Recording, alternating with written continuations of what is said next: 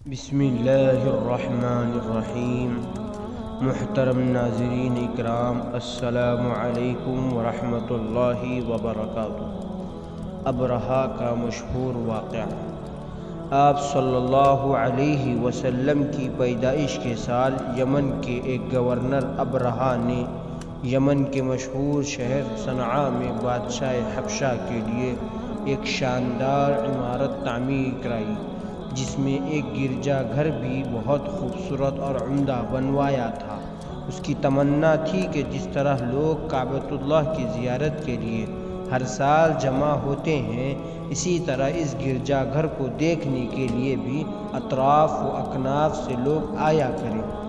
جب اس کا یہ ارادہ لوگوں میں مشہور ہوا، یہ بات عربوں کو سخت ناگوار ہوئی کہ کعبۃ اللہ کے مقابلے میں کوئی اور گھر ایسی ہی تعظیم کے لیے بنایا جائے جیسے کعبۃ اللہ کی ہوتی ہے۔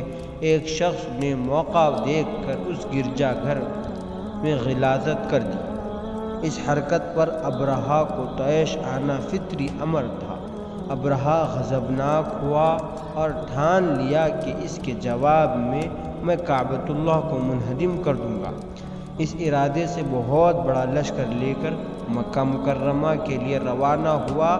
راستے میں جن لوگوں نے اسے روکنے کی کوشش کی، انہیں شکست دیتا ہوا مکہ مکرمہ پہنچ گیا۔ مکہ کے سردار عبد المطلب کو معلوم ہوا تو انہوں نے کچھ زیادہ توجہ نہ دی اور کہا کعبے کا رب خود اس کی حفاظت کر لے گا۔ البتہ دعا کیا اور کروایا۔ جس دن حملے کے ارادے سے ابرہہ اپنے خیمے سے نکلا، اس کا ہاتھی ضد میں آ کر راستے میں بیٹھ گیا، اور قدرت خداوندی نے چھوٹی چھوٹی چڑیوں کے ذریعے ان پر اور اس کے لشکر پر ایسی کنکریاں برسائیں کہ سمن نہیں پایا، تباہ و برباد ہو گیا۔ اس تاریخ عبرتناک واقعے کے 50 دن بعد آپ صلی اللہ علیہ وسلم کی ولادت ہوئی۔ اللہ تبارک و تعالی نے اس واقعے کو قرآن میں اس طرح بیان کیا: اعوذ باللہ من الشیطان الرجیم، الم تر کیف فعل ربک باصحاب الفیل۔